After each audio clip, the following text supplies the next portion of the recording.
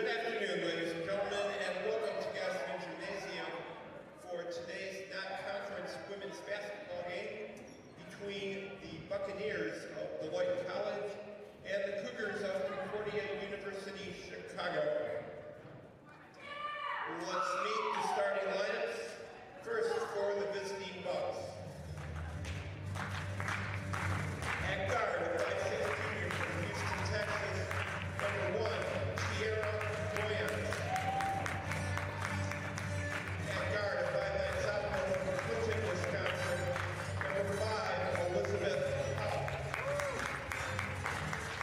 At guard, a 5'3" sophomore from Clinton, Wisconsin, number 12, Hannah Welchie. At forward, 6'2" freshman from Janesville, Wisconsin, number 30, Cora Light. And at forward, a 5'9" freshman from Round Rock, Texas, number 33, Keisha Mayo. The head coach of the Bucks is Gloria Bradley.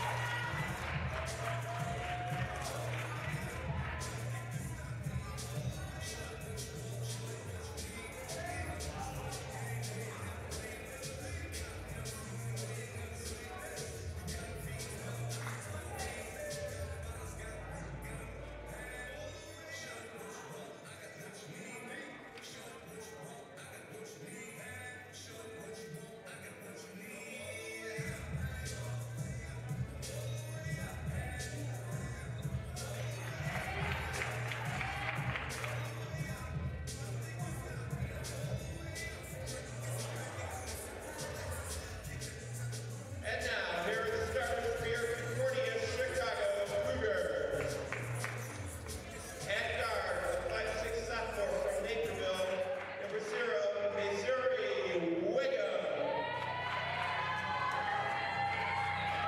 At guard, a 5'6" senior from Park Ridge, number 10, Ava Gardner. At guard, a 5'6" junior from Oak Lawn, number 20, Madeline McGrath. At forward, a 5'11" freshman from Bluffs Park, number 35, Allison McGregor. And at center, a 6'1" sophomore from Lincoln, Nebraska, number 44, Kate Johnson.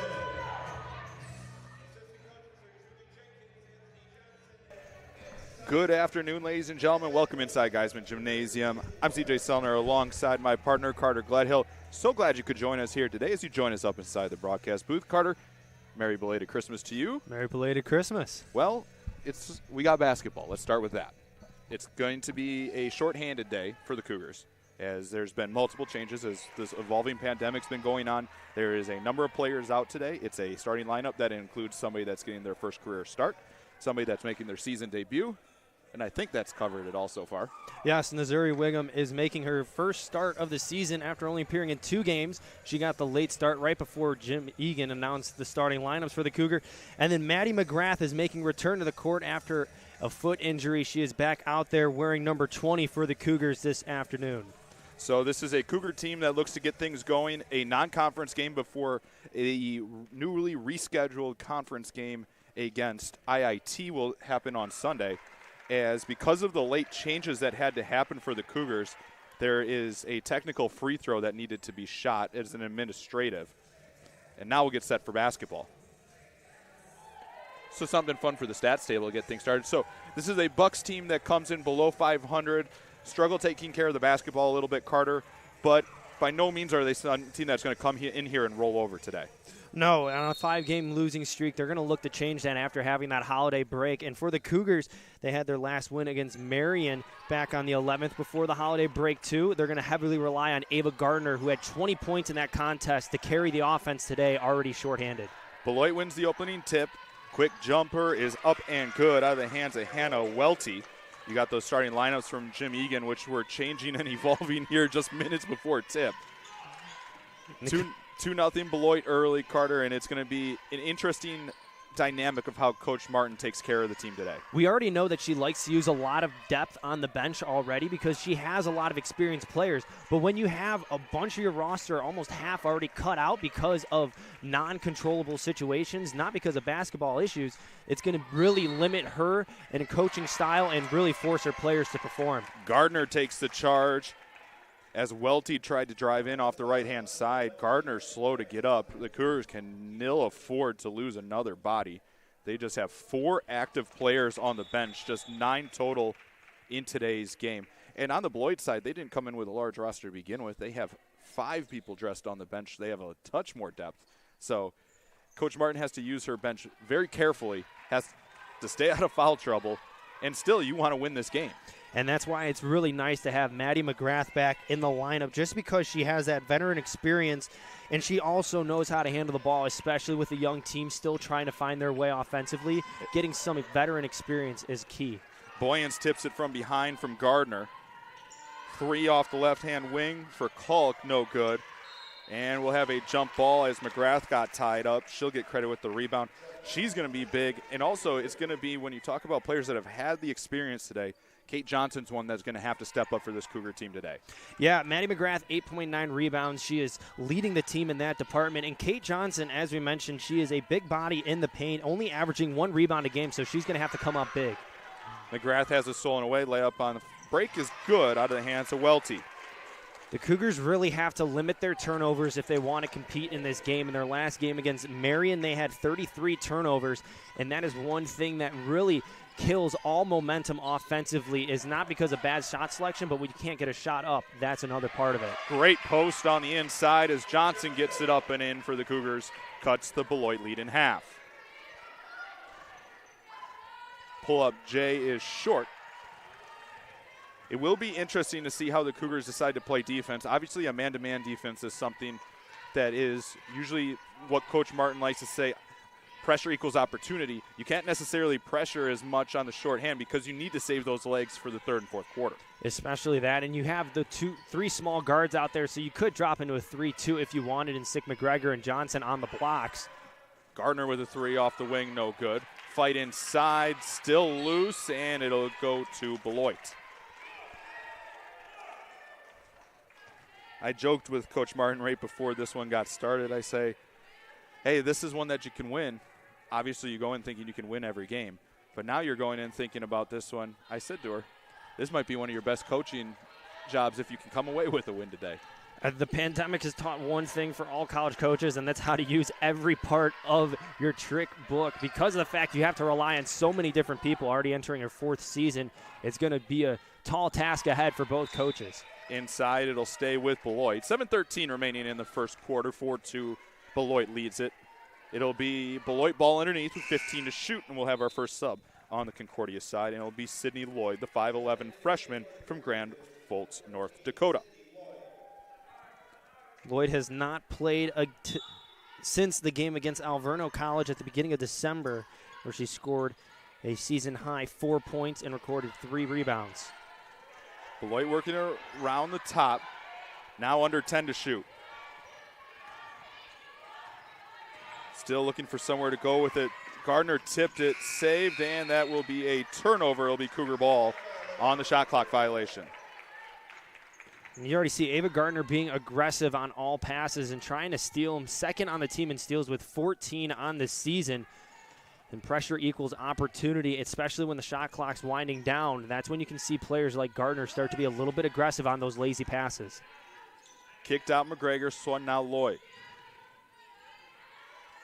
Lloyd looking for an outlet, tried to get it to Wiggum, and it got tipped away. Missouri had it, and her pass was stolen away. Beloit on the break. Right-hand layup is up and good out of the hands of Kalk. And on that last possession, Gardner was wide open on the right wing, but because Lloyd had her back turned and didn't see Gardner and had two defenders on her, wasn't able to skip it over. McGregor gets it inside Johnson, and she'll get fouled and have 2 shots upcoming. The Cougars want to get inside. They're going to have to keep feeding Johnson and keep going at Cara Linus because she is 6'2" and one of the only defenders on Beloit that is above 6 foot. Well, you look at it, as you game plan one thing if you're Coach Barton. Now you look at this lineup for Concordia. You have Lloyd, you have Johnson, and you have McGregor. You have you call it 2 forwards and a center, almost a traditional lineup, which this Concordia team really never does. So working the ball inside is probably the ideal scenario here. And this is a team also coming off one of their best shooting games against Marion where they shot 49% from the field. So to completely flip your game plan right now because you have so many of your top scorers and shooters out, you're really going to have to get creative in how you're going to attack Beloit. Beloit drives inside. There's going to be a foul on the floor before the shot. 6-3 Beloit leads at 6:10 remaining in the opening quarter. Now if you're Beloit, you kind of play your game. If you're Coach Gloria Bradley, play your game. You can't really change anything when things happen last second. 3 off the right wing is off front iron and gets a friendly Geisman rolling in for Elizabeth Kalk. That's one of the struggles with the Cougars is that communication on screens, and you saw Kalk right inbound pass floated right out to the wing, easy give and go back to her three-pointer. She leads the team in scoring with almost 16 points a game, but it's that fast pace that's going to keep the Buccaneers in this game. A big advantage as Lloyd pulls up with the jumper that's off back iron. For this Beloit team is this Concordia team, besides not having the depth today, they have not, this group necessarily hasn't worked together a lot as that 3 rims in and out, whereas the communication might be an issue. Lloyd finally rips it away, and the Cougars come away with it. 9-3 advantage for Beloit. Wiggum wanted to drive right side, lost it, and it'll be a jump ball. Wiggum will get credited with the turnover, and it will be Beloit ball. And right now you can see Coach Martin on the sideline not really calling out any plays. Really, she just wants to see what her players are doing offensively and what they are trying to get a game plan into. They're not trying to run a set offense right now until they need to because who knows, maybe one player is going to get hot or they keep understanding to attack inside with Johnson. Beloit has controlled it for most of this first quarter. So we come near the midway point, and they're going to get a hand check on Lloyd. Second team foul on Concordia in the quarter. It'll be Beloit ball underneath with 5:12 remaining.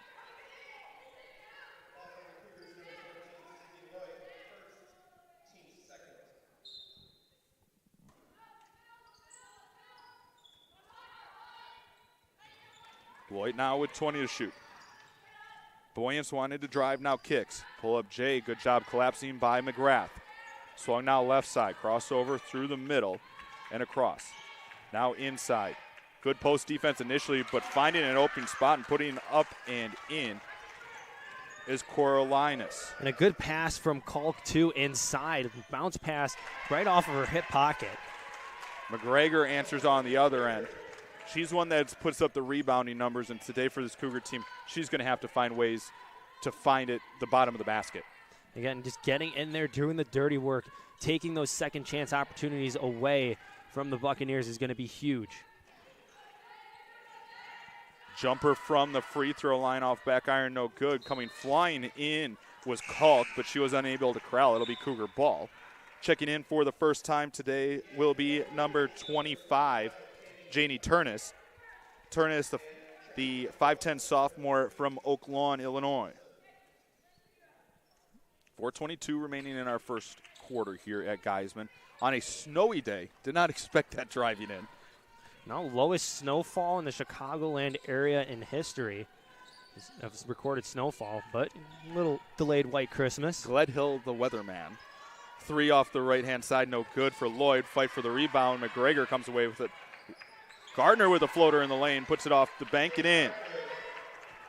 You see Gardner just being aware of having the open paint, but nice little hook shot off the backboard, called bank.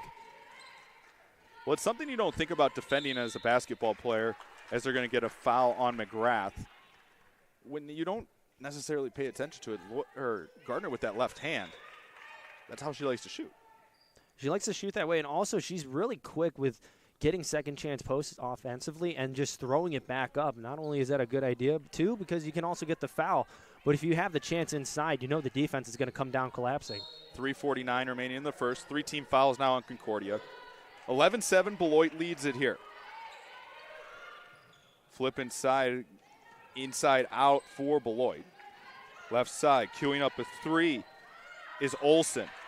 And it'll be McGregor with the rebound. Beloit is making clean, crisp passes offensively, and that's why they're getting so many open looks. It's because the Cougars' defense is a little slow to close out on the perimeter. Fight for the ball as McGrath hit the deck, and it'll be a jump ball, possession arrow favoring Concordia. Beloit, a team this season that does not shoot a ton of threes. They've attempted a number here in the early goings.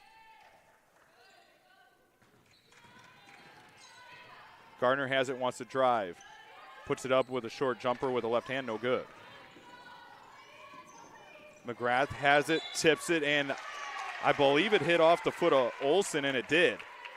Excuse me, Kalk. That's one thing that Coach Martin and the Cougars defense loves to do is put one player at half court and try to give a little quick poke as they're trying to cross, just because there's a little lack of concentration at times when you do cross the half court line. So the clock never started, so they'll reset. They'll put probably 27 or so if I had to guess. 29. 11-7, Beloit leads it, 3:14 remaining in the first. Cougars will return to conference play as McGrath's pass got deflected, wants to throw it on the outside, and it rolls out of bounds. It'll be Beloit ball. And I would like to see McGrath there maybe a half a second earlier decide to kick it out to the elbow, because that's where it would have been open. She was too far deep into the paint where she was already getting collapsed on by the Buccaneers defense. And that's one of those situations for McGrath. It's her first game of the season. You're inserted in a situation. You're going to play a ton of minutes. You've had some practice stuff. She hasn't even had the opportunity to be in a scrimmage or a live situation against another team. And that's one of those moments right now as Coach Martin just pulled her off to the bench to take a breather is a learning moment too. Kalk from way behind the arc gives Beloit a 14-7 lead with 2:43 remaining in the quarter. Only a 19% three-point shooter, but she has shot 63 three-point attempts on the year, so she likes to chuck it up, and that one probably one of the deepest ones I've seen. Lloyd has it, wants to drive inside, blocked initially. Second chance, no good. Third chance and a fourth for Concordia. Unable to convert on multiple inside opportunities. Have to be strong on the way up despite the contact. Draw a foul or just put it up strong off the backboard. Drive inside with a good left hand, and that will force a Concordia timeout. 16-7, Beloit leads it. 2:12 remaining in the first. It'll be a full timeout. We'll take one, too, here inside Geisman.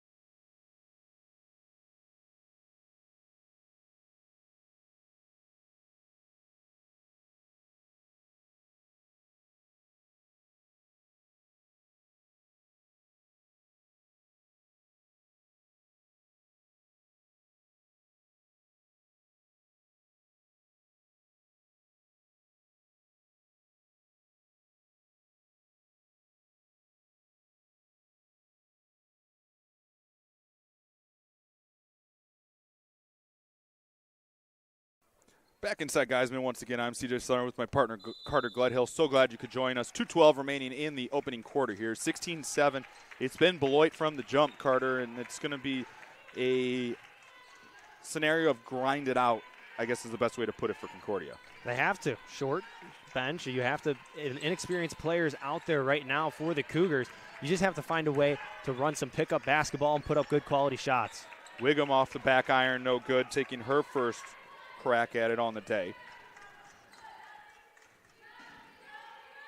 Queuing up a three at the top. Three is up and good for number 12, Hannah Welty. And that's one of those things, again, we mentioned inexperienced players out there. Wiggum only playing in her third game for the Cougars. That's her responsibility at the top of the key, but she was slow to close out, and that was a big three-pointer from the top of the key. And give this Beloit team credit. They've knocked down threes from the jump, and they've really jumped out on Concordia as Gardner's three comes up short. Buccaneers shooting 23% from downtown, already challenging the Cougars and putting up offensive numbers from that department. They're going to make the Cougars change their defensive plan. Foul will be against Gardner, her first, team fourth. 1:11 remaining in the first.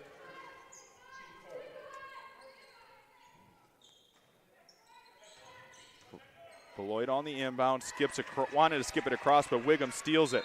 And they're going to get an off-ball foul. Gardner with an illegal screen coming across mid-floor. She kind of gave an elbow to Olsen coming across, who was trying to catch up to Wiggum. Illegal screen, it'll be the second personal on Gardner, who the Cougars can ill afford to lose. And that's a big loss right now, especially early in this game. You're down and you need to get back into this game. Down 12, you have to find a way to generate offense. And when you take one of your top scorers out because of foul trouble, well, that's going to be a big adjustment for the Cougars. Pull-up jumper with the left hand, rims in and out, no good.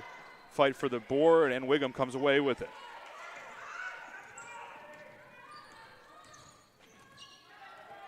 In the waning seconds, under a minute to go of the opening quarter, it'll stay Cougar ball with 22 to shoot. And right now for the Buccaneers, you can tell the difference between the two teams just by communication. They're doing a good job of talking to each other, picking up their player in transition, and that's why you're not seeing any transition layups or baskets for the Cougars. It's because of that defensive style. And they will say that ball was tipped off of Wiggum. Concordia with another turnover. Beloit will have it with a 6.9 second difference between shot clock and game clock. Trying to build on what's a 19-7 lead here. Good cut inside and a hesitation. Turnaround jumper, no good. Did everything right there except put it in the hoop. Good help side defense from Allison McGregor down there in the paint. Shot clock turned off. Concordia can take the last shot of the quarter if they want it. Johnson with a screen. Wiggum kicks right corner. Lloyd with a long three from the right wing, no good. Fight for a loose ball, and it will stay Concordia ball with 2 seconds on the clock. I think we might have a change of heart here on the call. Good open look, though, in the corner for Lloyd. That's one of her attributes that has really helped her get some playing time, has been able to knock down those three-pointers.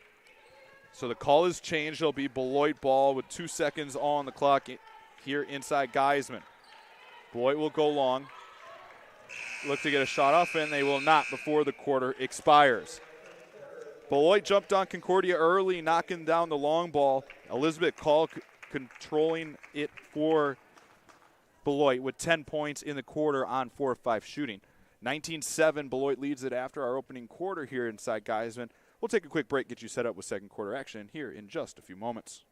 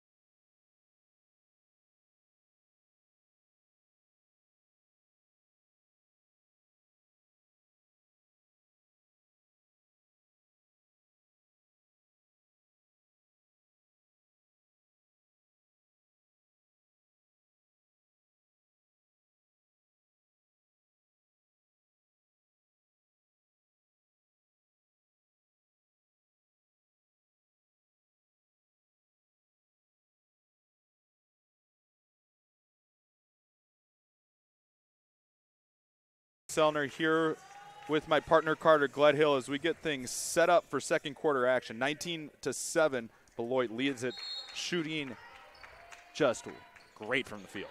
Yeah, 50%. Can't ask for a better quarter than that. And they're looking really good offensively because they're communicating. They're making crisp passes. They're also just finding the open player in the corners. Cougars do a good job on the opening possession of the quarter as Wiggum ties it up. Possession arrow favoring Concordia. 9:51 remaining in the second quarter as we get things underway.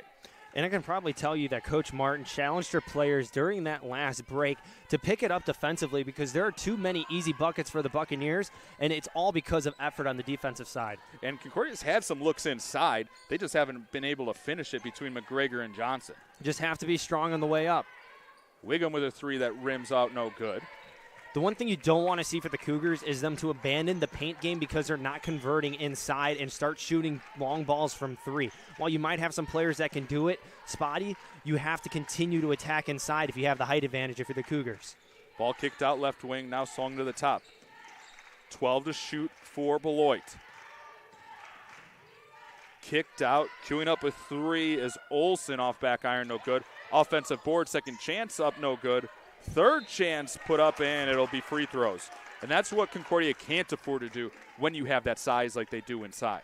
Tiara Boyanse, 5'6", inside, getting 2 offensive boards and earning a trip to the free throw line because of her efforts on the offensive glass. That's going to drive a coach crazy if you have that size advantage and you let that kind of stuff happen. First free throw up and good.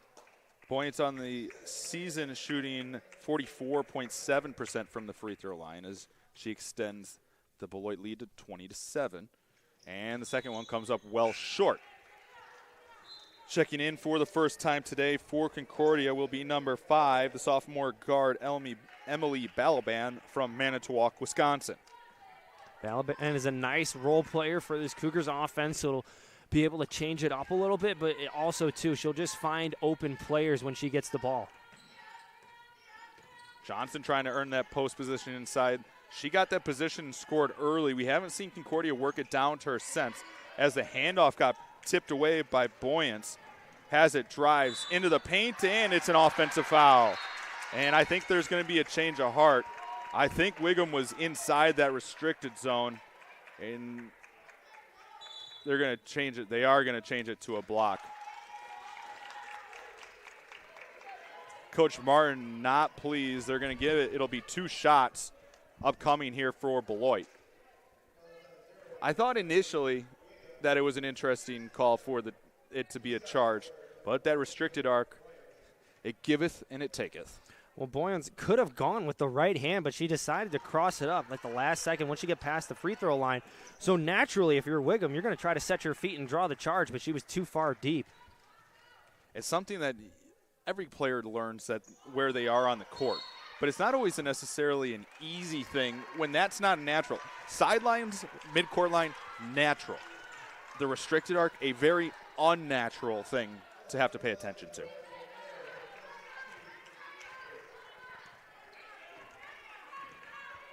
That last foul going against McNair, the freshman's first. 3 off the wing, and Maddie McGrath getting on the board.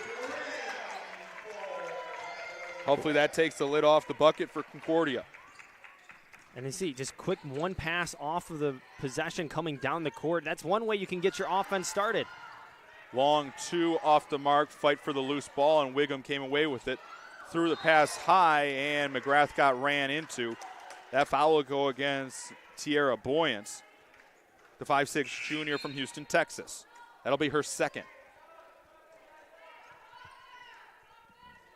Right now, I like the intensity McGrath is playing with. Obviously, first game back, a lot of jitters, but she seemed to settle in, and after that three-pointer, might provide a little bit of a spark and energy boost for this Cougars offense. Well, you've talked about it. She hasn't played a lot this season, but it's not like she's new to the college game. It'd be one thing for a freshman to come in and play and not have any college experience, but she at least understands the college game as Wiggum picks the pocket. Has it, wants to drive right side, layup, a scoop shot, and she'll go to the line to shoot 2. I believe they're going to get McNair, and they are. That'll be her second. Cougars will go to the line to shoot a couple. And right now we're seeing a little bit of flip the script right now from what we saw from the first quarter, and the Cougars are being the enforcers inside of the paint. And you can see the benefits that come with it because you're starting to draw a lot of early fouls, and Beloit has 3 already with 7:40 remaining in the half. Missouri Wiggum at the line to shoot 2. The sophomore guard from Naperville. First is up and good.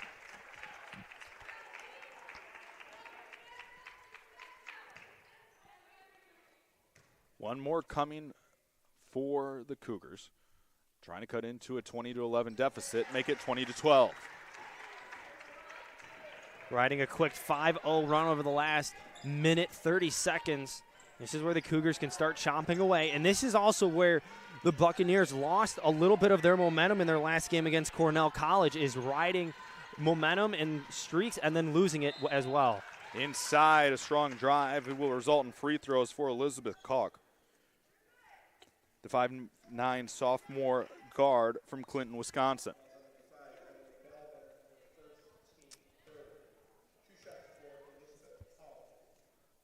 First of 2 is up and good. Kalk, a 63% career free throw shooter for this Beloit team. Trying to make it a 10-point advantage once again, and she does.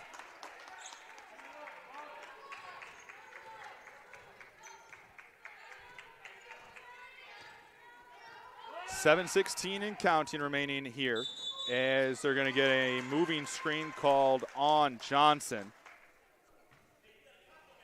That's the second or third time today now, Carter, that the Cougars have been caught with an illegal offensive screen. Well, on that last play, you start with a double high ball screen, and there's really no reason to move your feet because even if the defender gets around you, there is still a lot of separation between what you were trying to create was a corner 3 shot for Lloyd.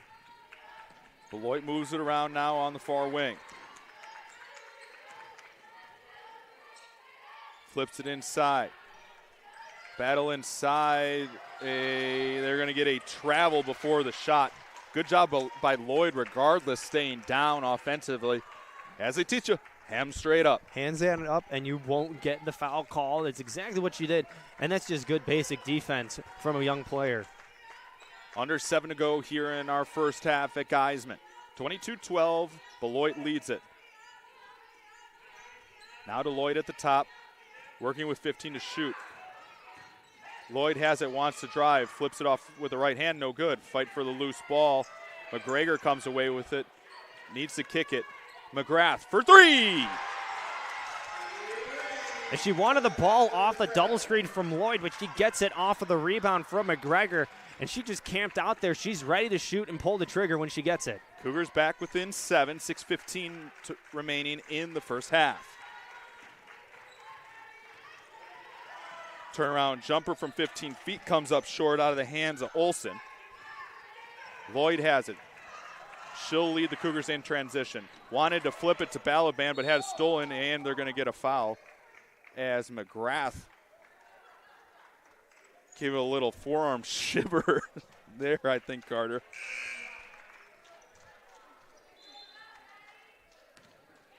We'll see Ava Gardner come back in for the Cougars. There'll be a sub on the Beloit side as well. We'll get you all caught up with that in just a moment.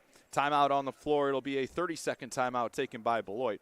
22-15 your score, 5:57 remaining in the first half.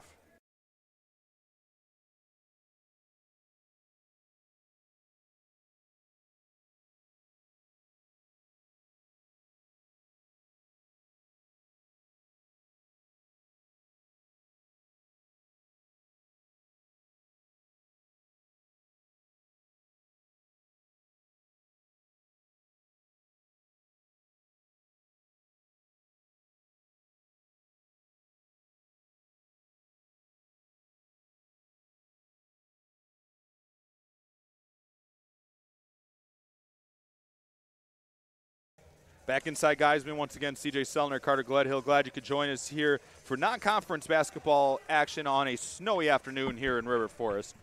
It'll be a double bonus situation here for Beloit as Welty goes to the line. Carter, it's really been her and Kalk that have really led the charge for Beloit so far today. Combined for 19 points between the duo. and they're just going to keep feeding the ball to them if they keep producing like this. Also, too, just they're faster right now than the Cougars on the defensive side, so it's really easy for them to get the ball and then one move off the ball, go to the basket. One thing I've noticed, especially with Welty, is she knows where to move. It's a very high basketball IQ with the backdoor cuts and moving the ball. Well, when you get two players that are sophomores, but they're getting a lot of playing time already for Beloit, that's a huge difference that you're seeing in both the same classes for Cougars and Beloit. It's just the playing time. And there's a hustle of Hannah Welty forcing the Cougar turnover there. 5:45 remaining in the half. Welty now credited with 3 steals so far, and we're only not even halfway through this second quarter. Cougars looking to get it ahead in transition, and Balaban couldn't handle the pass, and it's out of bounds. Cougars up to 11 turnovers in this game already to the Buccaneers 6. Can't tell you how many of them have been in transition, though. Beloit feeds it inside. Cougars with the double team, and they're going to get a travel called on Linus as she wanted to make a move with the right hand. Cougars trying to cut into an 8-point deficit. Beloit has been able to stretch it to double digits today, but CUC doing a good job hanging in there. They're going to have to be careful with Gardner, but they're going to have to get her going. Lloyd has it, wants to drive, and her shot's blocked away. Offensive board, though, ends up with a 3 for Gardner, and it's good. Correction, long 2.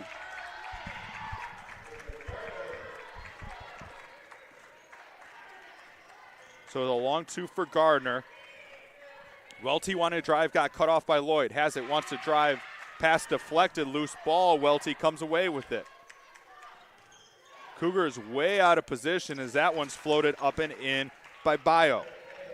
Again, Beloit's been doing it all game, is quick rebounds and kicking it out. They know exactly where everybody is, and that's the thing. Even if they didn't shoot it on that last one from Bio, she could have given it to her teammate on the block. Wiggum has it, wanted to move it around, ended up getting fouled on the pass by Welty. Cougars not in the bonus yet. They'll shoot on the next one. That's the second personal on Welty. Be interesting to see how Coach Gloria Bradley wants to play it with one of her star players in foul trouble.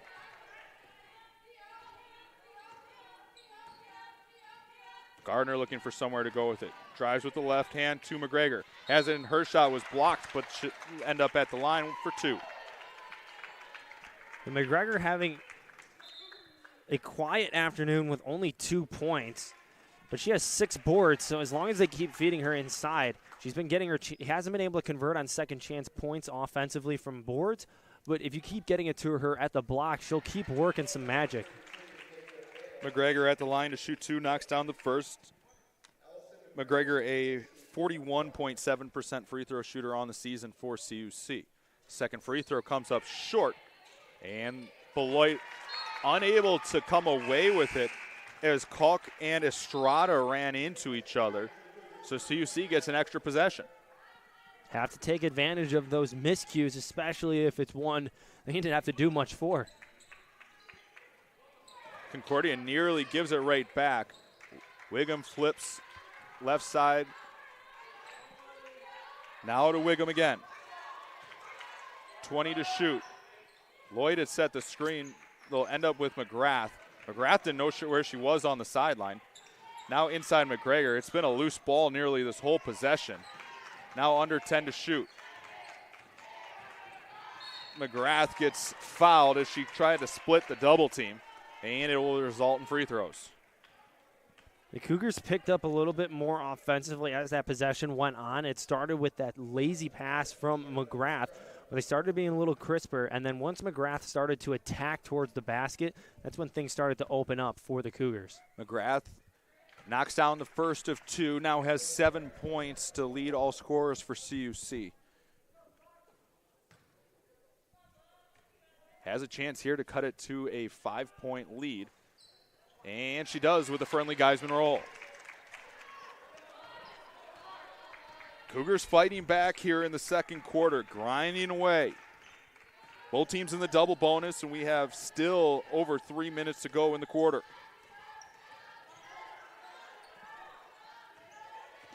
Screen set, wanting to get it across. Estrada right side, swings it up top. Now to Kalk. Pulls long three. She's already hit one. Comes up short there. Offensive board continues the possession for Beloit. Kalk wanted to drive again, and they're going to have they're going to get a foul. Referee on the far side got it, I believe, against McGregor.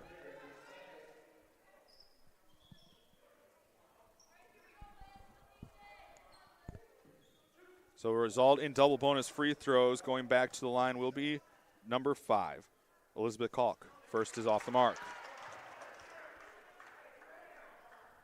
Cougars are catching a break right now. Beloit only shooting 4 of 10 from the charity stripe. One more free throw coming, and it's off the mark. Long, no good. Fight for the offensive board. Beloit comes away with it. Second chance, no good. Loose on the ground, and Beloit's able to come away with it. Baseline jumper up and good for Bayo. McGrath had to try to come all the way from the top of the key down just outside of the paint to get Bayo. As that one's thrown away. Kalk has it, drives. Layup is off the mark. Good defense by McGrath. And we're going to get a tie-up. Possession arrow favoring Beloit.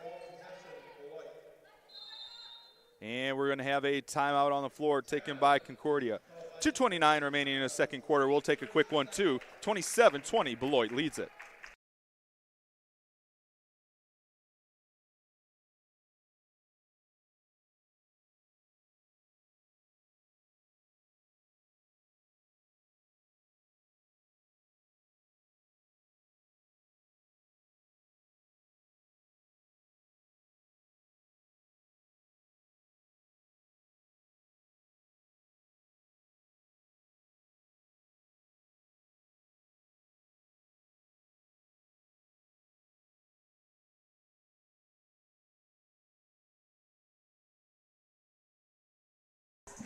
Back inside, guys, and once again, CJ Sellner with my partner, Carter Gledhill. Glad you could join us on a snowy afternoon here in River Forest.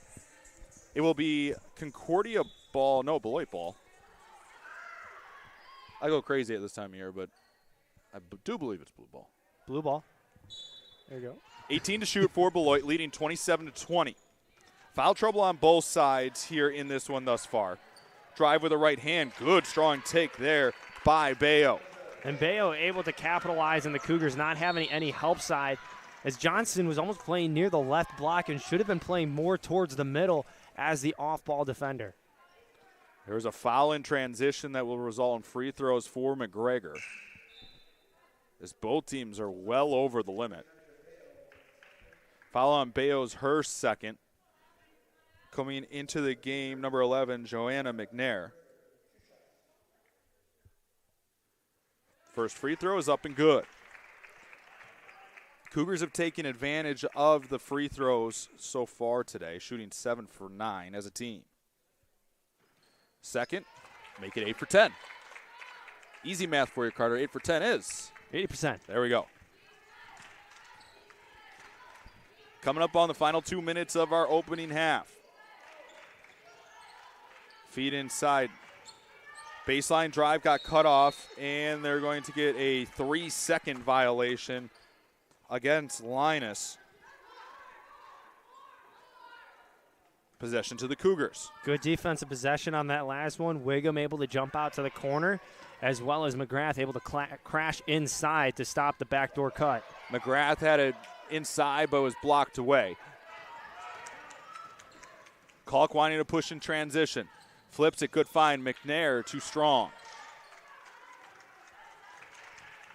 Beloit's led by as many as 13 points in this ball game. CUC has not led.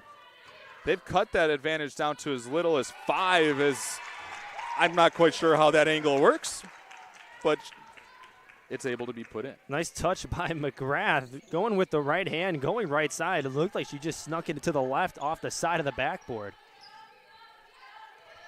Cougars back within 5.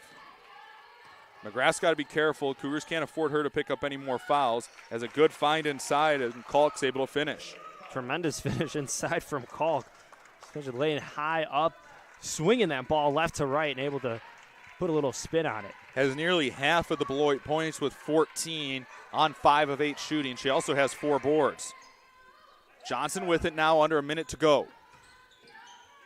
And she'll get called for the too many steps. Kalk has scored double digits in all but one game for Beloit this year. That was against Ripon College on the 10th of December, where she only scored 5 points. Sydney Lloyd and Emily Balaban come back into the Cougar lineup, replacing Wiggum and McGrath. It's one of those situations, if you're Beloit, you could actually go 2 for 1 and try to get the last shot of the half if you're quick. Kalk has it on the outside, guarded by McGregor. Flips it. 15-footer is buried out of the hands of McNair. And that's what happens when you have 2 defenders drawn to you by Kalk. McNair able to be wide open, a little extended jump shot, knocks it down. Cougars set the double screen, kick it. Gardner cues up a left wing 3 off front iron, no good. Beloit can take the last shot if they want it with the shot clock turned off. Now under 10 to 7. Now 5. Last second shot. Will they get it off?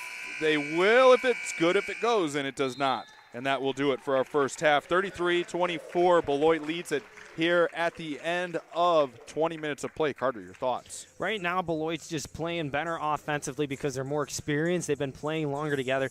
And as well as you're just doing the little things right. Their passes are more crisp. They're crashing the boards a lot better.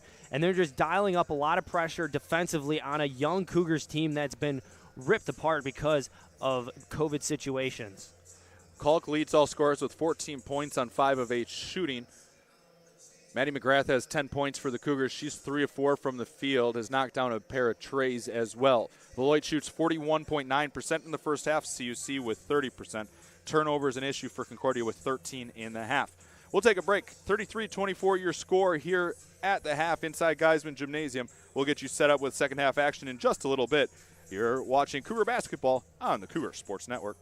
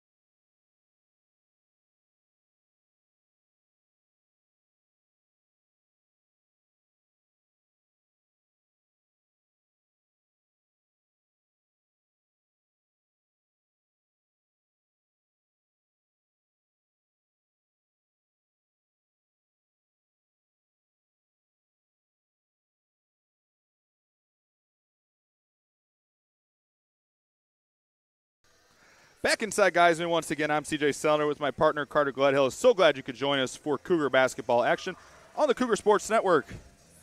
It was a first half that was controlled by Beloit in the early going. CUC got things going in the second half, Carter. They worked their way back into it. Turnovers were costly, especially late in that half. Yeah, in a comeback situation, when you're trying to come back from 13, you have to be able to take advantage of the possessions. You can't have any empty possessions. So turnovers really have been a killing factor for this Cougars offense that is struggling throughout the day with a lot of their top scorers and playmakers out of the lineup. Yeah, for those of you that just joined us over the halftime break, first off, welcome. But it's been a game that was impacted all the way up until tip by COVID protocols that have left the Cougars shorthanded, to say the least. And we had a pre-tip technical foul issued to the Cougars because of a change in the starting lineup. It'll be Cougar ball coming out of the half, wearing the white jerseys with gold numbers and gray trim, going right to left. Beloit in the away blue and gold jerseys going left to right. Cougars have shown that they've had the size inside, though they don't have much of an edge in the rebounding category. Neither inside for the paint either, with only 8 paint points. Johnson misses that one. Fight for the loose, and it'll be last touch by McGregor out of bounds to Beloit.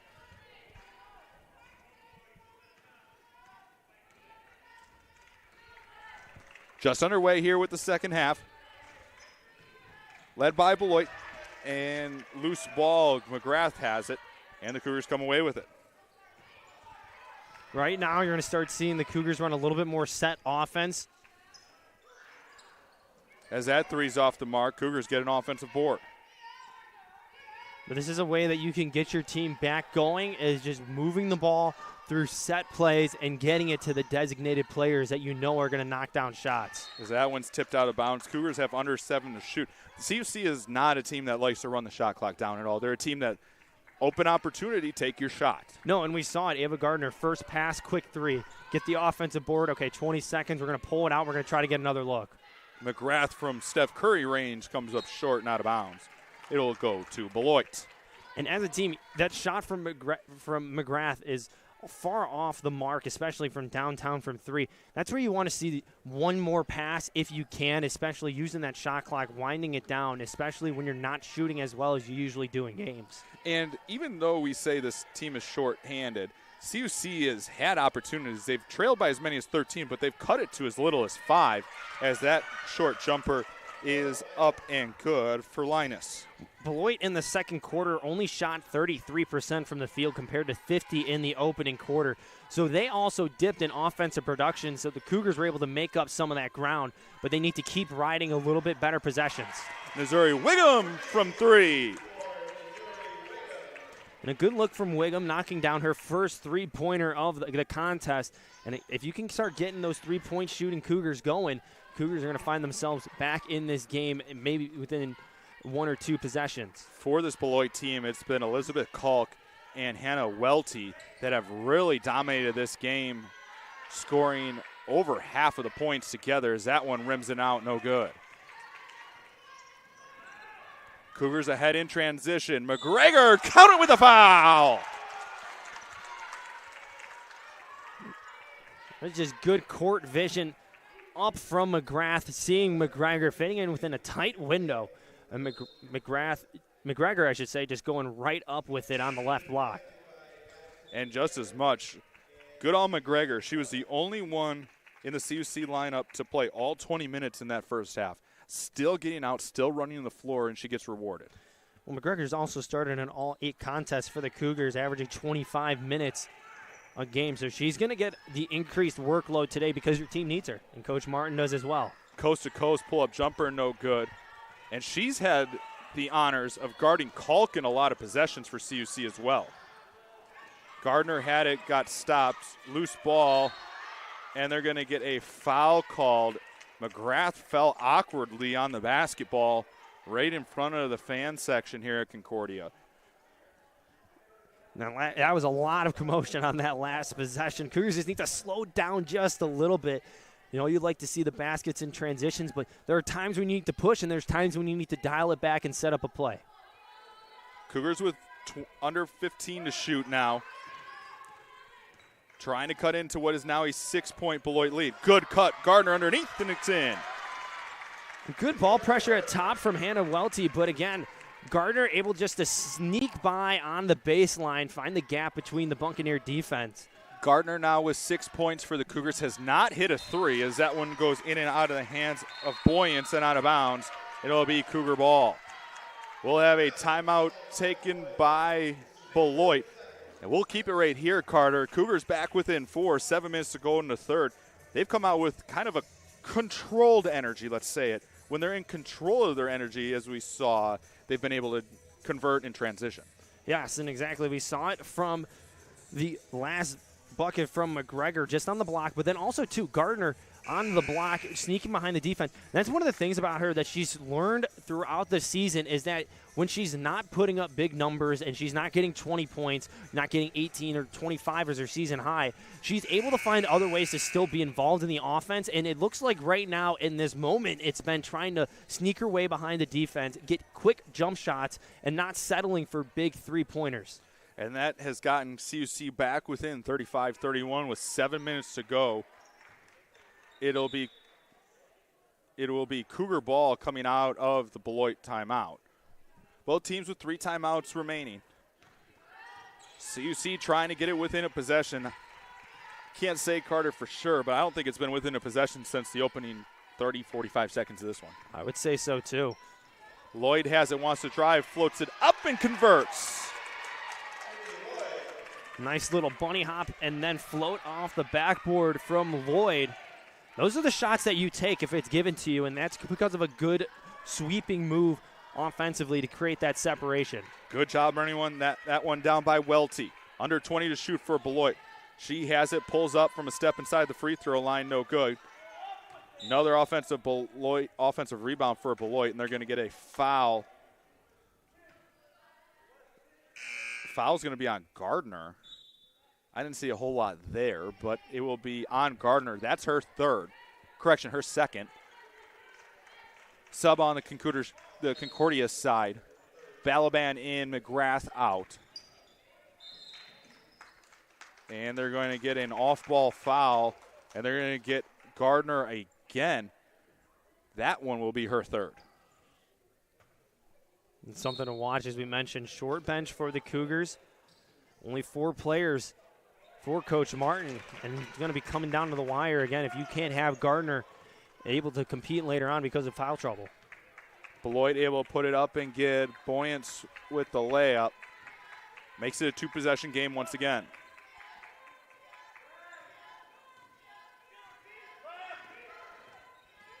Gardner sets a screen for Wiggum. Wiggum looking for somewhere to go. Inside McGrath, shot blocked away. Beloit in transition, layup good with a finger roll out of the hands of Tierra Boyance. I'm really liking how Beloit has been able to attack the Cougars in transition, getting 2-on-1, 3-on-2 opportunities. They've been giving a lot of chances for layups. Shot up and good, a 3 for Lloyd. And we'll have a timeout on the floor taken by Coach Martin. It'll be a 30-second timeout. We'll take one, 39-36, your score here inside Geisman. 5:30 remaining in the third.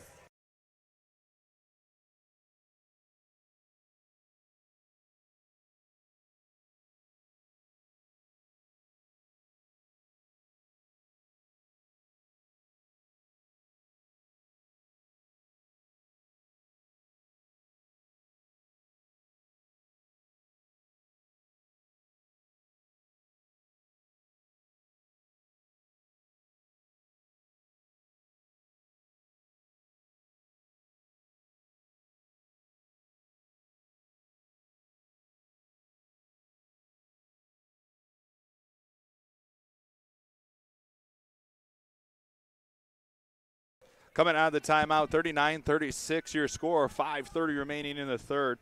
CUC cutting it to a 3-point game on a Sydney Lloyd triple.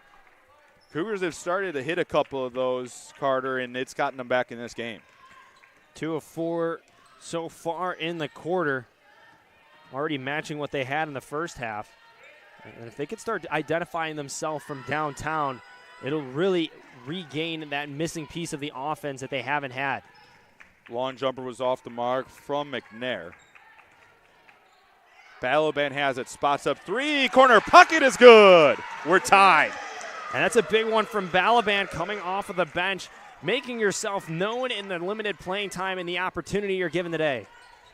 Pull-up jumper from the free throw line, rolls home for Boyance. Gives Beloit back the lead. And this is where it's going to be interesting to see what the Cougars do in this tight ball game, because there's only been a handful of their players on the court that have been in these kind of situations because of the veteran experience. That travel will be on Johnson. McGrath comes in for Balaban. Cougars have clawed their way back. They've trailed by as many as 13 in this contest, which came early in the second quarter. They've worked their way back from there, trail now by 2 midway through the third. Cougars also 6 of 7 from the field in their last 7 possessions, so they are starting to pick up the pace offensively. Beloit has definitely slowed down. Boyance wanted to drive, gives it up to the free throw line, under 10. Welty drives, tough shot, no good with the right hand. Lloyd brings it down with the board. And Lloyd also should have been in the middle of the paint there. Welty given a gift with an uncontested layup right from the back. McGregor able to finish off the pass from Johnson. We're tied at 41. We go back and forth for the remainder of this game. The Cougars are going to have to start getting stops defensively if they want to retake a lead for the first time in this game. McGregor closing in on a double-double with 9 points and 8 boards. Not to mention she's been the one sizing up Kalk most of the day, who makes a great move, tries reverse layup, no good. Another rebound for McGregor. Cougars have definitely made it more difficult for Kalk to score in this half. Credit to McGregor, too, for dialing up the defense. Lloyd had it and threw it out of bounds. I think she was expecting contact, never got any, and just lost control. 3:25 remaining in the third. Just turned into an exciting one here at Geisman in front of a smaller Holiday crowd. Good shot inside is blocked away by McGrath. Stepping out of bounds is Welty, and it'll be Cougar ball.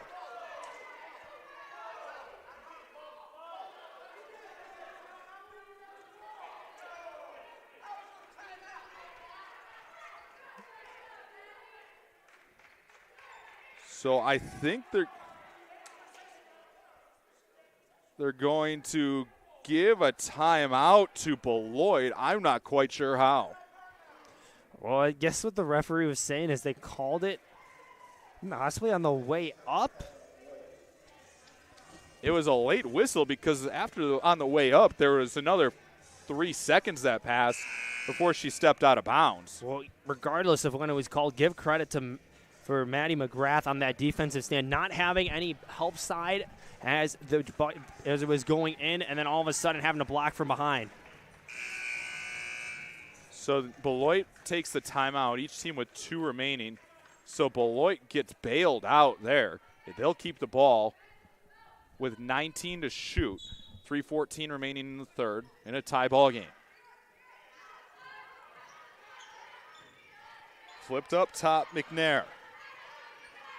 Swung now to Welty. We haven't heard a lot from Welty or Kalk in the second half, as that jumper from the free throw line's well off the mark, and Johnson will come away with it. Good rebound from Johnson.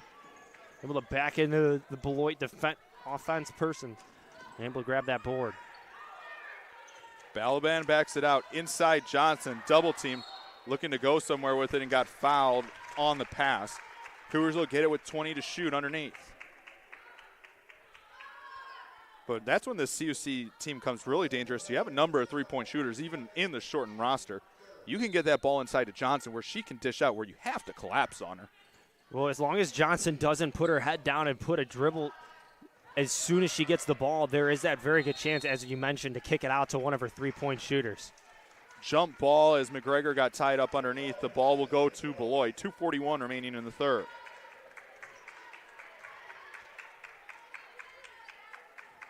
And you can see right now McGregor going step for step with Kalk. Defending her all the way from the other side of the court on the inbound. Well, you look at it, your two best defenders on the floor are McGrath and McGregor. Riddle me that one. But inside, and that's going to be a travel as Boyens had it knocked away for a second and was unable to gather. Substitutions on both sides. Lexi Olson into the game for Beloit. And for CUC, it'll be Janie Turnez. Concordia has not led in this game, Carter. What do you want to see on the offensive possession? Right here, run your best play. Give your opportunity the best chance to put up a good shot as well as get the lead. That's the biggest thing you want to do here and ride the momentum. As Balaban gets fouled inside. Not somebody that you see do a lot of posting up, but she did there and had the size advantage, and she gets rewarded with 2 free throws. Balaban 5'10", going against Olson 5'3". That's what you want to look for. And like you mentioned, it's not your most conventional play when you have Balaban in the post, but when it's there, you take the opportunity. Well, that's something that Coach Martin, I know, preaches when you watch their practices. It's not just the post making moves inside. It's everybody. Just the same thing as she's working with everybody to shoot on the outside as the Cougars take their first lead on the Balaban free throw. Especially in this game where you lose a lot of your players that you know are going to be your role players in your shots. Everybody's role in this game is going to be mixed up and have to help out and contribute. It's community effort in this game, and they're pulling away now with the 2-point lead. And you never know what kind of matchup you may get. And this is just a basketball talk right here. You never know what kind of matchup you're going to get where you have that size advantage. You want that size advantage inside.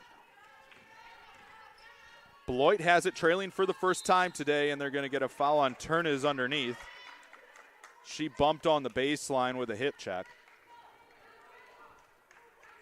13 foul on Concordia in the quarter, 1:54 remaining in it. Cougars will be in the bonus for the remainder of the quarter. CUC with 1 foul to give. Flipped inside short. Jumper is up and good out of the hands of Boyens. Nice quick inbound pass. One of those improvised ones that you get when you have your first and second options not open. Someone like Boyens just fading away, giving it inside. Pass is deflected. They're going to get a foul. Going back to talking about Boyens, she had just 1 point in the first half, has 8 here in the second half. And they're going to actually get that foul on Beloit. I'll give it back to the Beloit fans at home. I thought that foul was on Concordia because the player was behind. It was one of those calls where you just roll with what the ref said. But again, that was another opportunity. They tried to exploit the Balaban and Olson matchup that we've seen in the last 2 possessions. Balaban with another free throw. Now has 6 points in the game, trying to make it 7. And she does. Cougars take the 45-43 lead. 97 seconds to go here in the third. It's turned into a fun one here at Geisman as Lloyd deflects the pass. Kick now right side. Strong dribble with the right hand. Good find inside. Driving Bayo. Under 10. Welty kicks. Long 2 out of the hands of Olson is good. We're tied at 45. And that was just a good give-and-go possession between Welty and Olson. Welty driving in. Balaban slows to close out on Olson because she had to collapse on Welty. Wiggum trying to work on the right side. Picked up by Boyens. Pass is loose, and it'll end up out of bounds, and it will be a turnover, Beloit ball. And this is where you're here for Beloit. You can make a big swing and regain the lead because of a turnover caused on the Cougars, and that is Wiggum's 5th turnover in the game. McGregor will return for Turnez. As far as the determining factor, this 50 seconds, if anybody can grab a little bit of momentum going to fourth, could play a big factor.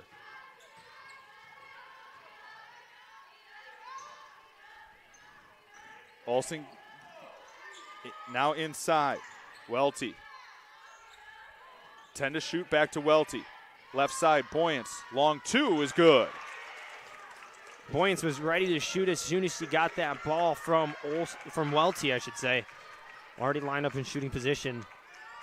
Cougars will take the last shot of the quarter. Trailing by 2. It's been a back and forth third quarter here at Geisman. McGrath has it, wanted a reverse layup, and her shot's blocked out of bounds. It'll be Cougar ball with 2.7 seconds on the game clock. It'll be Ava Gardner into the game for CUC, who does have 4 personal fouls. I like the move by Coach Martin here, kind of a lower risk situation. She's your best shooter if you can get her the ball. Inside. Count it before the buzzer.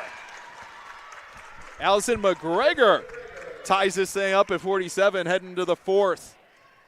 It was a good look from the freshman. One dribble, knew exactly how much time was left on the clock with 2 seconds, and able to put up a good bank shot. Now we reset, and this is going to be a big, exciting game down the home stretch with 10 minutes left. Hey, bank's open. It's not even 2:30. We'll take a break. 47-all, heading to the 4th here at Geisman. You're watching Cougar basketball on the Cougar Sports Network.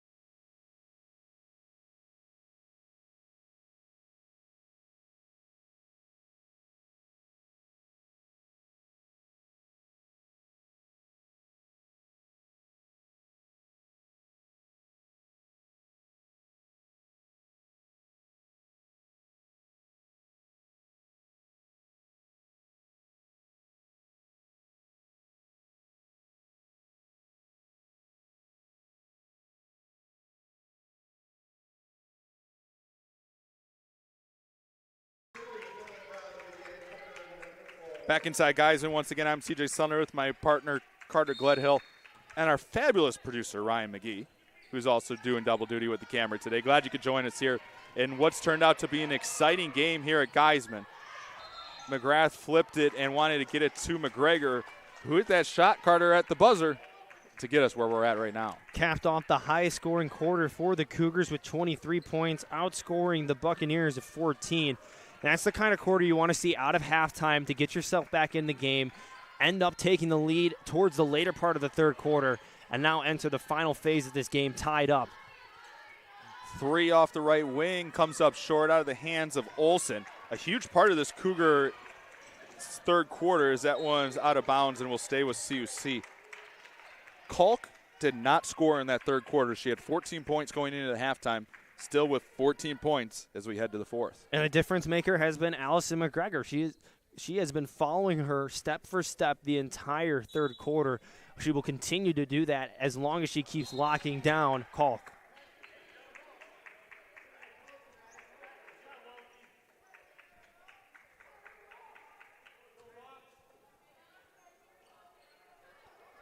Cougars have it with 25 to shoot, and that pass is stolen away. Boyens had it knocked away. Good job by McGrath.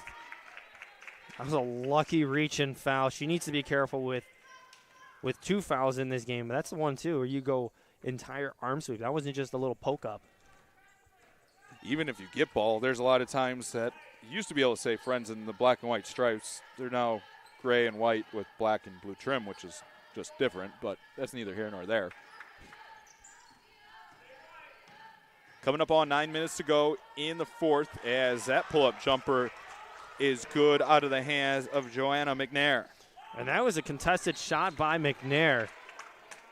A lot of confidence in that shot from the elbow. And right now, Cougars almost turning the ball over again on their first 2 possessions. They need to get a good shot up to start. They had the momentum coming off of the third quarter in that shot from McGregor. You need to just ride it out.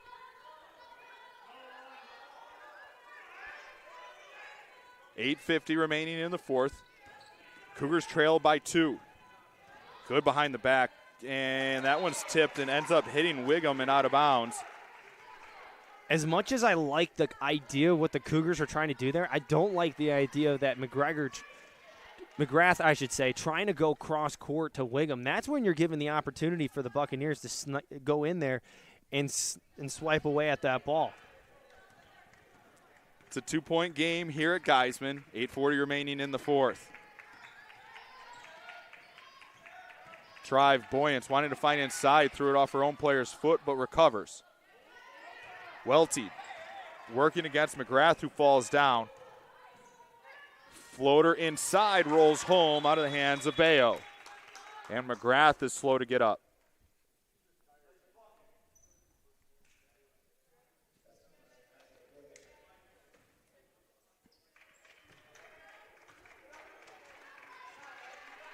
I'll tell you what, McGrath already feeling it. First game back, first game of the season, 25 minutes so far in this game. You can already see her exhausted. She'll pull up for three, and she buries it. Not tired of the three-pointer, though. Those legs are still there for McGrath, and it's a 1-point game. Inside Bayo. Kicked it. Welty with a short jumper from 8 feet is good. Back to a 3-point advantage. This is right now when you go back and forth with the team, you have to put up good shots to keep your team in it, because 1 or 2 possessions without a bucket might lead to the end of the game for you. A foul inside, and it will be 2 free throws coming. No, they're going to call it on the floor that Balaban got hip checked on the way through.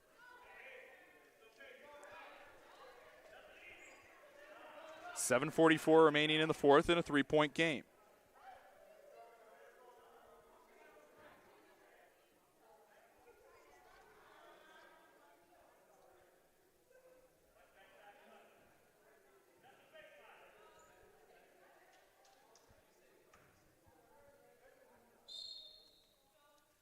Cougars will have it with 23 to shoot. It'll go to Wiggum. They set a screen for McGrath, who'll have it at top. Now to Balaban. Lloyd has it. 3 from the corner, too strong, out of bounds. Last touch by McGregor and out of bounds. Beloit ball. Cougars have knocked down 6 triples in this game, have shot 50% from downtown.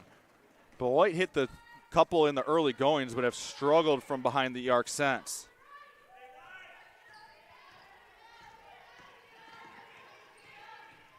Welty works around the top. Long 2, McNair, no good. Fight for the rebound underneath. Beloit has it. Great crossover drive with a right-handed layup. Too strong, no good. Out of bounds, and it'll stay with Beloit. I really like that move from Kalk, getting the rebound, faking you're going out, and then spinning right back around, trying to go 1v1 against Lloyd. All you got to do is finish that, and you can put that on the highlight reel. Coming up on 7 minutes to go. Queuing up a 3, good look. Welty, no good. Fight for the board underneath, and it's being able to save by Beloit. Count it with a foul as Kalk was able to finish off the pass from Bayo. Getting your playmaker back in. First bucket of the second half. Trying to cap off a 3-point play. Beloit has taken advantage of the offensive rebounds. They now are +5 in that category in the ball game. It's resulted in 11, now possibly 12 second chance points, and it is. And Kalk makes it a 6-point game. Under 7 to go. Wiggum runs off her defender. Balaban thought about a 3, then passed up. Now McGrath from range. A heat check, and it's off the mark. And Kate Johnson was wide open in the paint. Cougars weren't able to get it inside. Couple big possessions coming up as we come up on 6.5 minutes to go in a 6-point game. Welty drives left wide open, and with a right hand is Bayo. And the lead is back to 8. 3 consecutive possessions now that Beloit has scored is what I'm talking about with empty possessions. If you're the Cougars, you're seeing the game slip away from you. Now down 8. Kalk inside. Flipped up and good from Boyance, and Coach Martin wants a timeout. What was a tie game is now a 10-point Beloit advantage. It'll be a full timeout on the floor. We'll take one too. 6:05 remaining in the fourth. 60-50, Beloit leads it.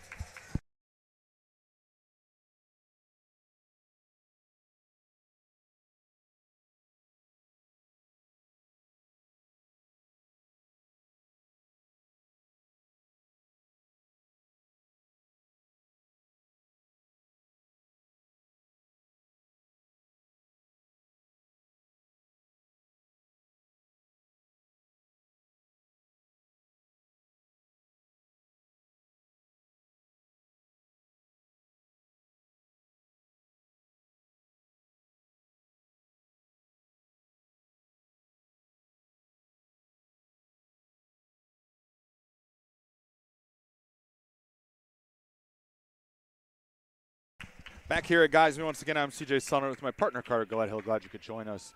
Carter, it was not too long ago. This was a tie ball game. All of a sudden, Beloit out on a run. Well, when you come up with good shot selections and you get those opportunities, even their last bucket that they had, that was a clean layup out of the hands of Boyens because of the fact that they were able to get the Cougars out of sorts defensively. Gardner feeds inside, count it with a foul, and McGregor will go to the line to shoot the and one. And that's what you want to see from the Cougars, is trusting what your coach draws up on the whiteboard, coming out of a timeout, put a stop to a run, and go to the line. And we've said McGregor has been one of those players that has been contributing a lot in this game, now with 13 points. If you can keep getting her the ball, she is going to be doing good things. It's going to be a bit of offensive defense. Gardner has those 4 personals, so Lloyd will come back in for her. McGregor has a chance to make it a 7-point game here. And that one's off the mark. Beloit quickly ahead. Welty cues up a long 2 and buries it. Cougars need to start dialing up a little bit more defensive pressure and start taking more chances, because right now Beloit has demonstrated that they can spot up from anywhere on the floor and put up a shot. As Wiggum throws that one away and Welty is fouled. It's been a 15-5 run for Beloit over the last 3.5 minutes or so. Coming up on the midway point to the 4th quarter, 10-point Beloit advantage. As that one is thrown away, and it's going to be an over a back. It'll be Cougar ball. It'll be, as Ava Gardner, as I was about to make that point, to say how it's going to be interesting how Coach Martin uses Gardner. 1, because she is a good defender. 2, she's probably, arguably your best offensive player that you have that's played a lot this season that's available. But she's got those 4 personals. She's also 0 for 3 from downtown, so she's going to have to drum up some offense. And that will be the end of her day, as she's charged with the offensive foul with the push-off. So Gardner's day is done. I thought that was just a good move.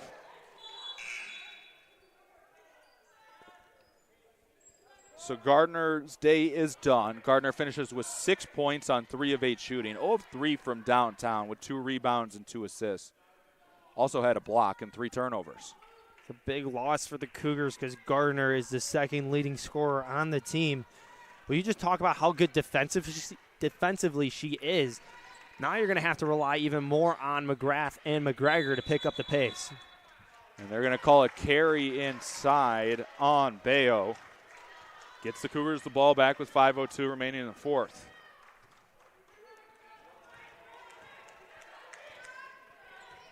(62-52).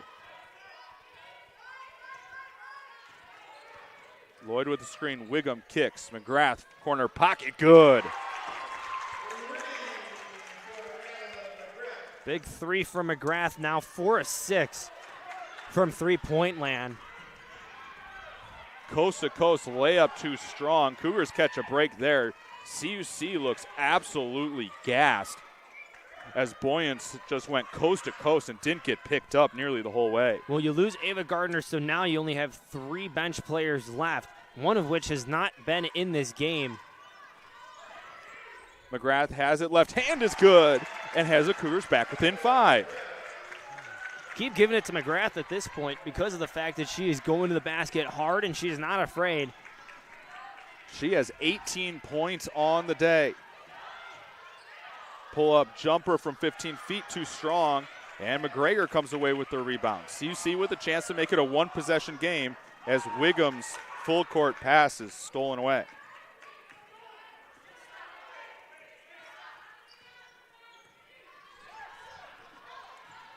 Kalk kicks it, and she gets fouled on the pass.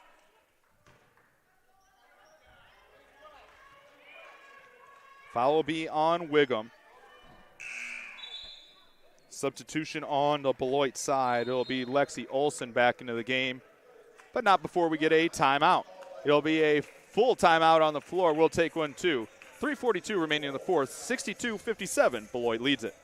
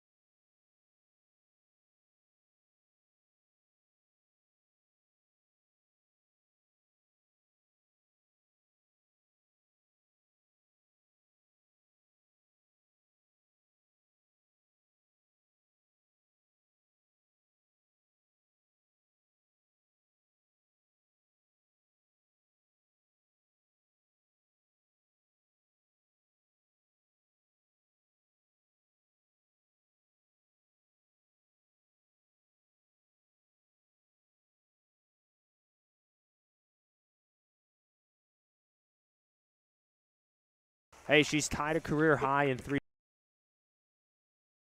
CJ Sellner, glad you could join us. We come out of the timeout of a 5-point game, and Carter, you were giving it. Now give your full thought. Well, McGrath now set a new career high in points. Previous was 13 against Aurora back on February 22nd. She has also set a new career high for 3-point field goals made, as she has now had 4 in this game. Feet inside, layup is good with the right hand. Cougars collapsed. Lloyd left Bayo wide open because she had to take a step towards stopping Boyance. And it's back to a 7-point advantage. You have to give this Beloit team credit. They have taken advantage and looked for that extra pass when they've been driving. They've also been just doing a good job of just staying consistent throughout this game. Even when they've had some down points in this game towards the middle quarters, they're still rebounding very well. And the other thing is, too, despite the short bench that they have, this is their team that they've had for the entire season, so they have a lot more stamina and experience with a short bench compared to what the Cougars have. And this might be one that puts Coach Martin on the edge, because they're going to change the call. They called a kick ball initially, and I think they're going to change it on the far side. Cougars have had a number of calls that have gotten changed today. Right or wrong, they've gotten changed. And that's something that usually sends a coach into a place that nobody really likes to be. And they will give it to Beloit, so it'll be a turnover for McGrath. It was John Mariani, the referee, that overruled on the far side. 3 minutes to go. Now getting into crunch time, every defensive possession has become increasingly more important. There needs to be more communication for the Cougars. Haven't really been much talk so far this half. Big three off the left wing is off the mark. Fight for the loose ball. Boyance comes away with it. Fresh 20 for Beloit. CUC has it, flips. Welty with the short 8-footer, and it's good. And Welty's starting to pick up production in this half as well. I mean, she's keeping pace with her teammate Kalk, as Welty now has 14. McGrath almost able to finish, but she'll go to the line to shoot 2. But you look at that combination. Boyance did not have a big first half. She had 1 point, has 12 in the second half. Kalk kind of picked up that production between Boyance, Kalk, and Welty. Those three, and then you throw in Bayo, who's also been able to get some good feeds inside. That's been a dangerous combination. Well, right now for the Cougars, when they're starting to key on, for example, Kalk, there is also opportunity for Boyance or Bayo to start picking up production, because they're starting to get those jump shots since they are having free space. What I'm interested to see here is after this free throws is the Cougars go to a full court press, because they need to in order to regain a little bit more of that lead and get cut away at that deficit. 8-point game. The Cougars have to speed this game up, and McGrath will foul. It will send Beloit to the line. Cougars now putting Beloit in the double bonus. And they're going to challenge the Buccaneers right here. 5 of 12 from the free throw line, shooting 41% in the game, and on the season shooting 56%. So right now you're putting up with making this other team go up and take the chance of saying you're going to beat us with the free throw line. A team that is shooting just above a flip of a coin on the season, as the first is off the mark. And if you're the Cougars right now, if you're in the bonus, you're banking on the fact you're going to at least miss one of those free throws. So offensively, you need to set up a couple quick shots. Give it to your playmakers right here. I want to see a 3-point shot opportunity for McGrath right out of this possession right here. And both come up empty. Lloyd will come back into the game for CUC, replacing Wiggum. So you have 2 3-point shooters now on the court with Lloyd and McGrath. And what you want to do is here, maybe even kick it inside to Johnson and then split it outside. Lloyd has it, wants to drive, and got fouled on the drive. Will not be free throws yet. 4th team foul of the quarter for Beloit. Cougars will shoot the double bonus on the next. And I agree with what you're saying, Carter. You bank on the 50-50, but you're also just extending this game with tired legs that you can use more on the offensive side. McGrath inside, shot no good. Fight for the loose ball, out of bounds. Went off the right hand of McGrath and out of bounds. It will be Beloit ball. There's going to be selective foul right now for the Cougars. They need to be smart as to who is going to foul who, just because they have that short bench and they need to work. And they're going to get a foul as Welty is fouled there, and that's one of the players you don't want to put at the free throw line for Beloit. Welty on the season shooting just under 63%. As far as when you look at the total group of this Beloit team, Welty just under 63, Olsen at 71, Christy Melton at 66, CUC at 63. So a number of options as that one was off the mark. So 3 big misses for Beloit consecutively. 2:06 remaining in the fourth. And that make that 4 straight, but a tie-up on the rebound. Possession arrow favoring Beloit. And that's something that you can't have happen when you have 4 players inside and then one just reaching up, and that's Bayo just grabbing that board. That is the 15th offensive rebound of the ball game for Beloit, and none bigger than that one right there. Cougars need to play sound defense for the next 14 seconds. And the Cougars will foul there. That one on Johnson. It's one of those situations you play to try to get the steal initially, but you foul. Beloit's missed 4 straight free throws coming into this pair, as Janie Turnez will come in for Johnson. Just to look at some of the Cougars right now and their foul totals. McGrath with 3, McGregor with 3, Lloyd with 2, Turnez with 1, Balaban with 1. First of 2 is up and good. Makes it a 9-point advantage. This one to make it a full 4-possession game for Beloit.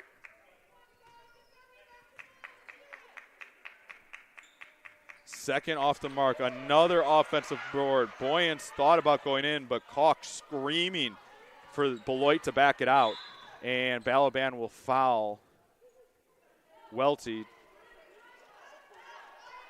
Another turnovers and offensive boards both result in more possessions for your opponent, Carter. It's been a struggle for CUC in this game in those 2 categories. And right now, it's just time dwindling away for the Cougars because of the fact they're not even able to get up a shot because of the fact they can't get out of defensive area. Concordia's turned the ball over 25 times in the ball game and has given up 16 offensive rebounds. So just looking at it in the totals, not even resulting in the free throws that have come from it, Beloit has taken 62 shots in the game, CUC just 44. And it's been a continued motion, and Concordia has to foul again. This time, CUC will go to line. So as much that we've had, about 20 seconds go off the clock, Carter, Beloit has not been able to take it. They could have put this game well away into bed at this point. But Beloit is just 7 of 20 from the free throw line. And they're also just getting 4 offensive boards.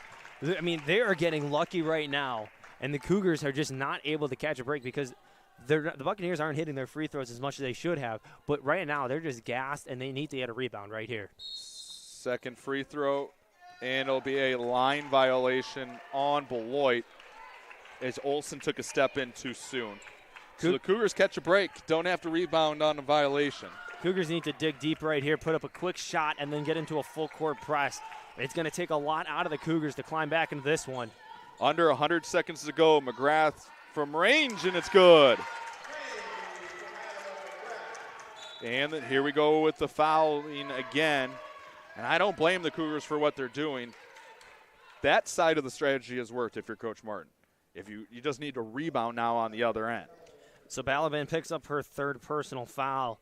And right here, again, just taking the chance. All you can ask for is the chance. And for the Cougars, if they can keep running that set play and give it to McGrath, that's what you want. First of 2 is up and good. Boyens now with 14 points in the game for Beloit. Has had a huge second half. Second is good as well, and it's back to a 10-point game.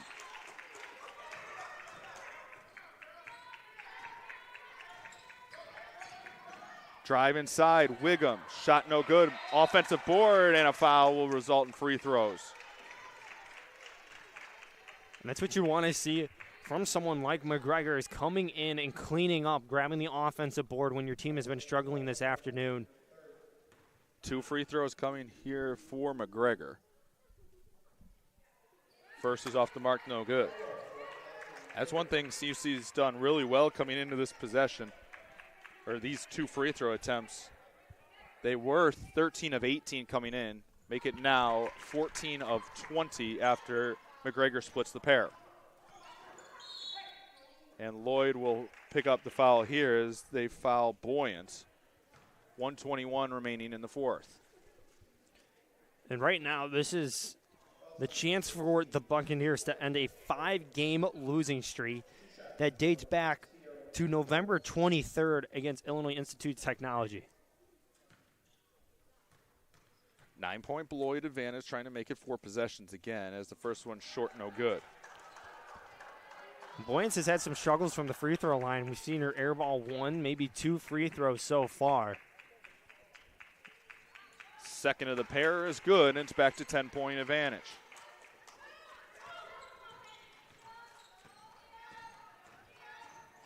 McGregor has it, drives, tough shot with a left hand, and she'll go to the line to shoot 2.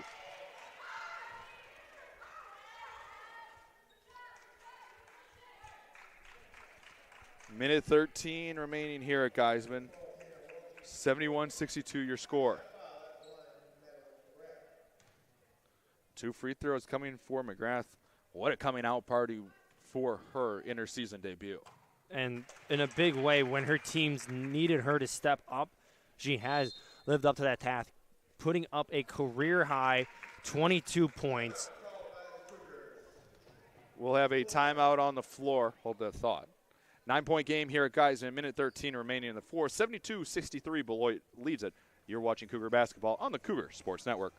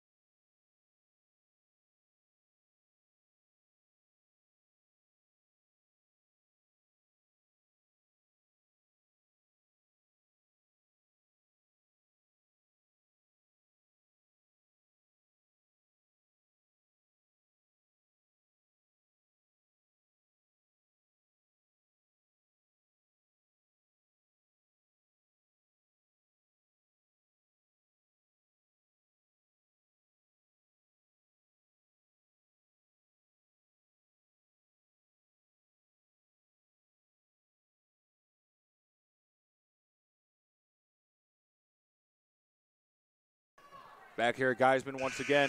One more free throw to come here for Maddie McGrath as we were going into the break talking about how she has a career high of 23 points on 7 of 13 shooting today. Big free throw here as the Cougars try to keep themselves in this one, trailing by 9.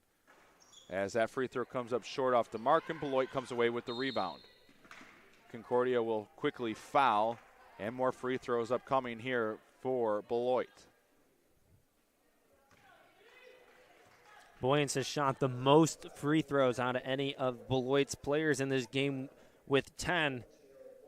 She's only made 4 of those. First of 2 is up and good. If you're head coach Gloria Bradley, that's one thing you can definitely take away from this game, is something that will be emphasized in practice between now and the new year. The second one's up and good. 11-point game as we come up on the final minute here at Geisman. McGrath nearly has her pocket picked by Welty. And there will be a foul on the near side, and bonus free throws coming this time on the Cougar side. And I like the aggressiveness from Welty right now. She is denying McGrath any chance of pulling up for a quick three-pointer because she knows that's all she's trying to look for right now. Welty is now fouled out of this game for Beloit. The guard finishes with 15 points on 6 of 15 shooting, 1 of 5 from deep, 2 of 7 from the free throw line with 5 rebounds, 7 assists, 5 steals. That's a stocking stuffer of a stat line right there. A little bit of everything.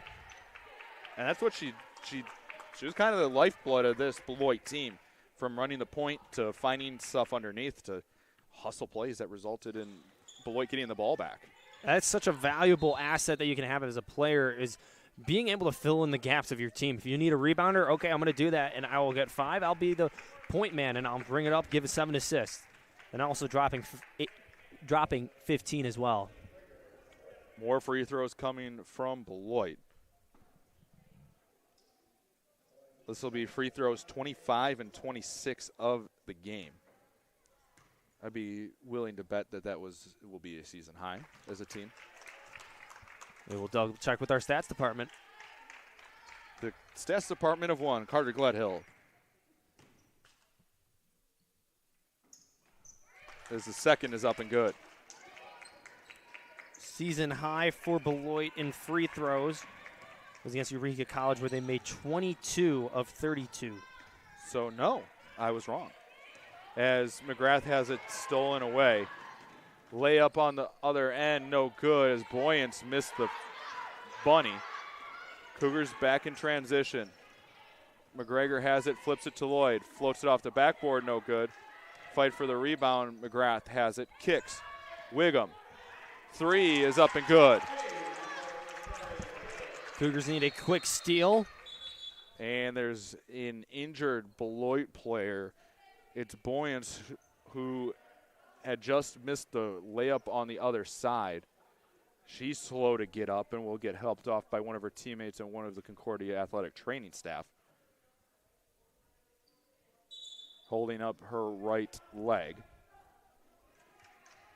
10-point game with 26.1 after Concordia converted. They'll pick up in the full court. Beloit will go long, and it gets thrown, and the Cougars will come away with the extra possession. Inside McGrath, right hand, no good. Loose ball underneath. Beloit has it, and that should do it, as the Cougars will foul one more time. Cougars just not able to get anything going offensively in the later parts because they were trailing and they had the foul, and then because of that and some offensive boards off that first series of free throws that we saw with 4 consecutive free throw attempts from Beloit, it really just inhibited the Cougars from getting back into this game. First free throw is off the mark. One more free throw to come. 10-point Beloit advantage in the waning seconds of this one. Second free throw off the mark and into the hands of McGregor. Under 10 to go. Balaban from the top of the arc, no good. It will go out of bounds, and that should do it. Final score of this one, Beloit 76, Concordia 66 with the win. Beloit ends a 5-game skid, improves to 4-8 on the year. Concordia falls to 4-5 with the loss. Cougars will be back in action on Sunday in the makeup contest against Illinois Institute of Technology, IIT. Cougars will head to the south side for what is believed to be confirmed as a 1 o'clock tip-off. But you can find all that information and links at cucougars.com. For our fabulous production staff of Ryan McGee today and our stats department of Justin Bjorset and Chandler Kerr, I'm CJ Sellner for my partner Carter Gledhill. Thank you so much for tuning in to today's broadcast for the final time. Concordia 66, Beloit 76. You've been watching Cougar basketball on the Cougar Sports Network. Have a happy new year, and we will talk to you in 2022.